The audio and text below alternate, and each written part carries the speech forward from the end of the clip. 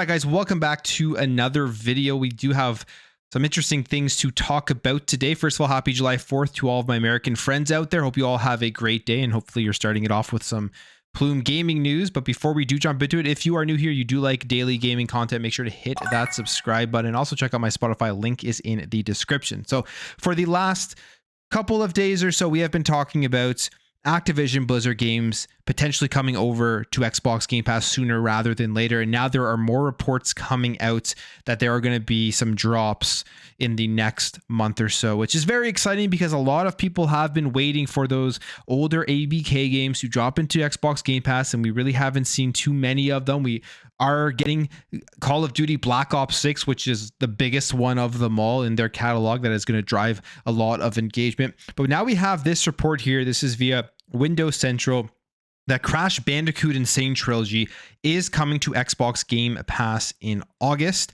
And they say here that this is a report from the leaker Activision on the Exputer forums indicating that the Insane Trilogy is coming to Game Pass August 2024, as well as some other games that will be making their way over relatively soon or very soon. No specific date, no specific month that they will be coming over, but two games that are awesome. I've already played these games. I mean, I've already played the Crash Bandicoot. I've already played Tony Hawk's 1 and 2 remake, which was phenomenal. That looks like is coming over to Game Pass as well. And I've already played the Spiral Reignited trilogy, but I would definitely jump back into all three of them because they are all a ton of fun. So those are the three games that are looking like are going to be coming over to Xbox Game Pass in the ABK catalog in the next month or so. Just a catalog of stuff. So you're getting a bunch of games, not just one. When you get the Insane Trilogy or the Spiral Reignited trilogy, you get everything in the series. And then, of course, the Tony Hawk 1 and 2 remake. It's a shame that they canceled the remake of Tony Hawk's 3 and 4, and maybe Xbox will go out there and revitalize that and get that game to come out, because they're phenomenal remakes and I can't wait to jump back into them. Hopefully this is just the beginning of the drops that we are going to be getting from ABK into Xbox Game Pass. I mean, they have such a huge catalog. There's so many games that people want to be put in there. I mean, I would love to see like Prototype or something get in there. We've seen the Transformers games be relisted on the Microsoft Store, which, fingers crossed, that means that they are going to be just preparing here for an Xbox Game Pass release. There's also all of the old Call of Duties, as I've talked about multiple times. I mean, they fixed the servers. They're still extremely fun to play. And imagine dropping those into Xbox Game Pass, how huge those communities would be playing it all at the same time, kind of revitalizing, in my opinion, the golden years of Call of Duty. So hopefully that is coming down the line. The thing here, when you think about Xbox and you think about the amount of games they have via first party, new games, and then the older games, is they are probably thinking about releasing them, like drip feeding a lot of this stuff, because you don't want to just launch everything at the same time. Not everyone's going to be playing it. People are going to just forget about it.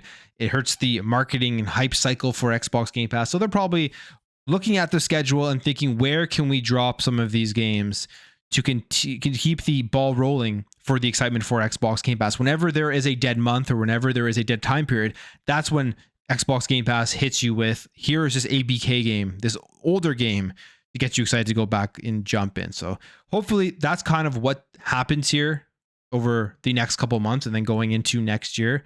But happy to see that it looks like it's starting. Of course, this is still just a rumor. It's not been confirmed by Xbox themselves, so take it with a grain of salt as usual, but it looks like it is going to be starting here in August. Just one more month to wait to get some more ABK games. Now, if you're a fan of the Microsoft Rewards, it looks like there are some new features coming onto Xbox. They did a whole revamp of this program a few months ago, and some people think it's for the worse. I think they're giving you like less points and stuff, but there's just more ways to actually collect points. So it may even out. I'm not fully sure. I haven't done all the maths on it, but there are some new features that they are bringing over. And they say here, we're kicking off something new here called Rewards Notes. It's a quicker, more direct way for us to share updates, info, and upcoming changes to keep you more connected to rewards. We plan on using this space to give you a heads up on things that affect the way you earn points and collect rewards. So check in now and then. Will be here on console first, and then soon on your Xbox app, on mobile, and PC as well. Stay tuned. So basically, they're just giving you more information so you know exactly how you can go out there and collect all those points to be able to go out and claim the prizes that do come with it, the rewards that do come with it.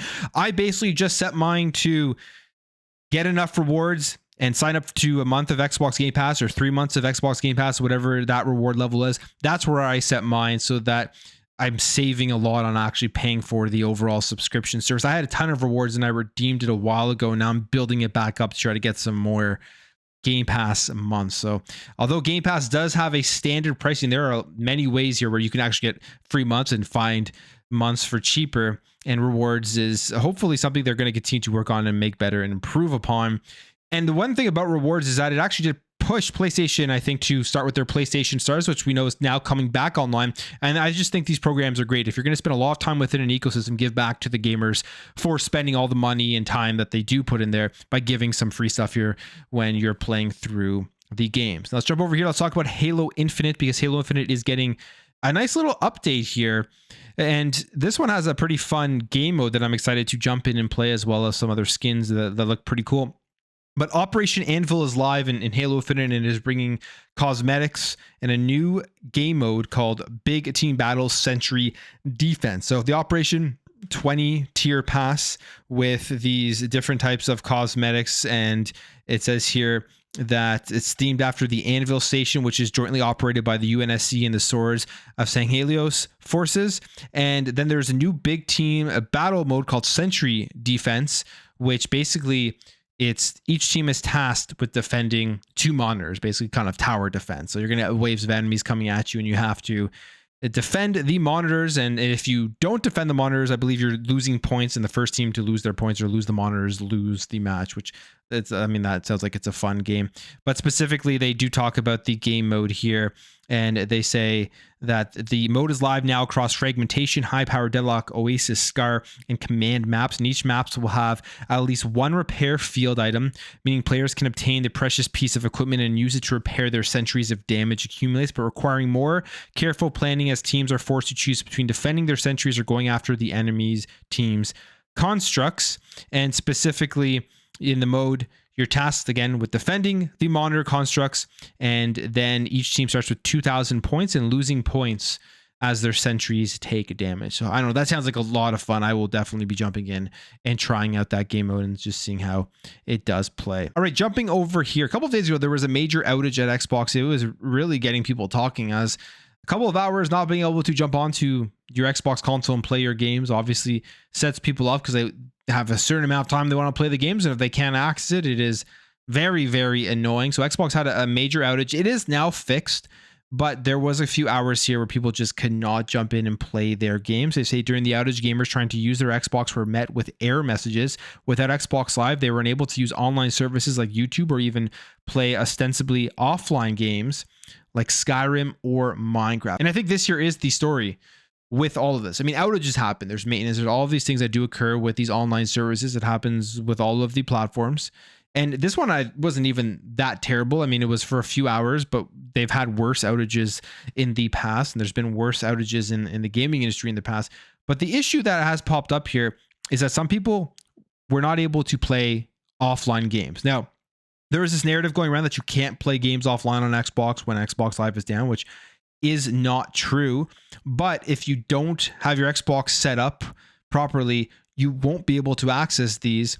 And they say some users found a workaround wherein they went into the network settings and told Xbox to go offline. They could then go back online, sign into apps like Netflix, and play some offline games, but that is no longer required. So if you do want to play your games offline, there is a way to do it. You just have to set your Xbox to your home console. You have to go into the offline mode, and then you should be able to access games that allow you to play games offline, single player modes and couch co-op games and things like that. But again, this is another issue right now as we move forward in gaming, as things are going all digital. Of course, internet is becoming more and more accessible, and better internet in more places. So it's just overall, the infrastructure is getting better and better.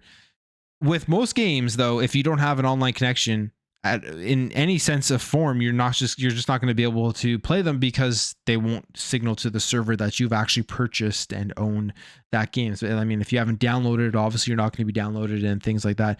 But Xbox did not comment on the outage yet, and just said that they are investigating the issue.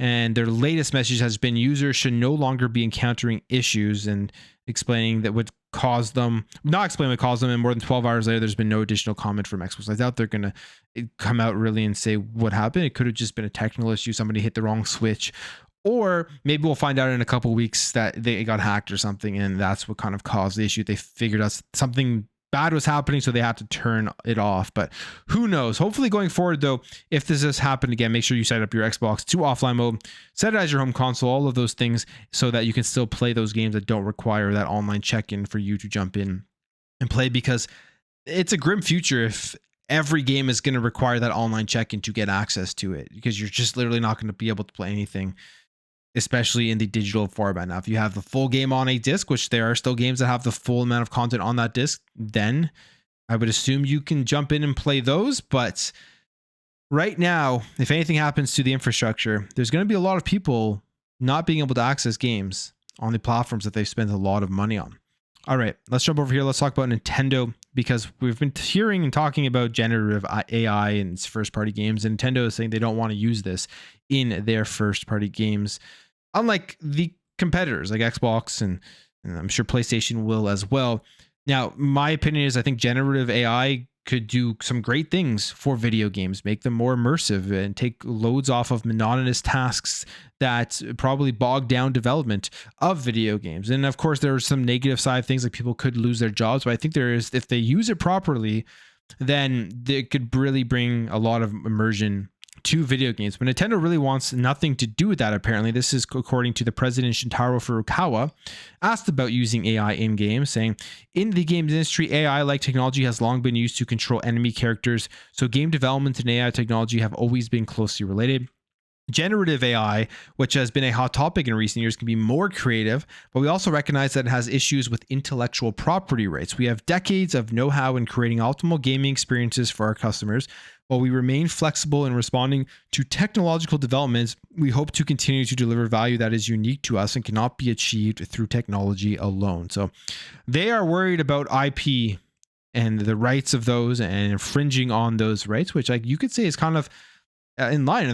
They're sticking, I guess, backing their principles, because they go out there and they sue anybody who emulates. We talked about them suing some more people yesterday, and they sue you whether you're a big person or a small person, you're making a ton of money, you're making an okay amount of money, or maybe just a little bit. Like, they go out there and they're trying to stop anybody from infringing on their intellectual property rights. So I am not surprised that they would say something like this. Now, do I fully believe them?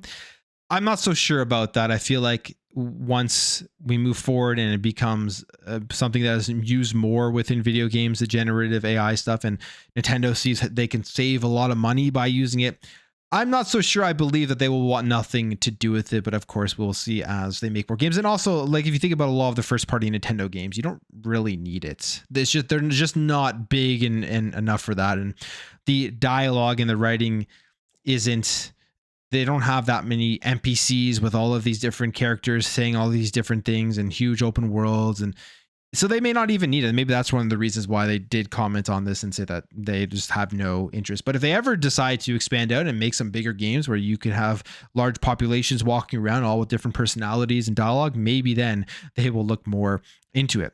All right, let's jump over here because we have another hack, and this is the personal data of Spike Chunsoft staff may have been leaked in a ransomware hack. Now, this is, if you remember, something we talked about earlier this week or late last week, that Katakawa, for the company that owns From Software, was hacked, and the hackers were saying, pay us or we are going to leak all of this information, all of this data out there.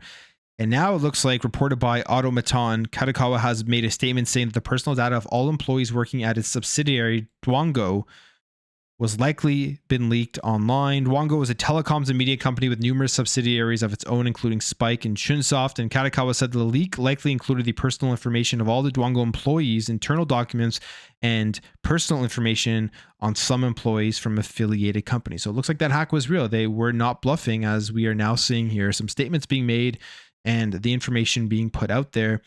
We'll see how much more does get put out there, because this may just be the beginning of the information that they have, because apparently they had 1.5 terabytes of information from this hack, which is just absolutely insane amount of information. Unfortunately, a lot of people's personal data is now going to be all over the internet. It does say here the last week, ransomware gang Black Suit posted a message on the dark web claiming to have gained access to very personal information regarding Japanese citizens and related to the Kadokawa hack. And those people would definitely like to keep the data related to their private life confidential. No one would like to see things they are doing in the night going public, including their emails and browsing history. So hopefully this gets worked out. And it's unfortunate now for those employees' information is all over the internet. And then we'll jump over here, because if you're somebody who was looking for some more Lost Odyssey and some more Blue Dragon, it looks like it may not be coming anytime soon, unfortunately, because Sakaguchi, who is the creator behind Final Fantasy and the boss of Mistwalker, has talked about working on these games that basically said doesn't really want anything to do with them. In an interview with Bloomberg, Sakaguchi said he's not interested in working on Final Fantasy again, partly because he switched to a consumer rather than a creator. He says, now I almost live in Final Fantasy 14. If I take on the Final Fantasy brand again, I don't know if I'll be able to genuinely enjoy Final Fantasy 14 as much. And also says here that he has no desire to remaster older Mistwalker games like Lost Odyssey and Blue Dragon, which is comments he made back in 2021. He's just kind of reiterating that. So unfortunately, it looks like, as of right now at least, we're not going to be seeing any more Lost Odyssey or Blue Dragon. Again, these would be cool games to be able to just see come back, maybe get a full remaster or remake of them. I think a lot of people will be very hyped for these. These were great games on the Xbox 360, where they had a bunch of JRPGs that were exclusive to that platform. And obviously things have changed since then, but I would love one day for these to eventually come back. But all in the video there, guys. If you did enjoy this video, make sure to hit that thumbs up. If you're new here, hit that subscribe, and I'll catch you guys in the next video.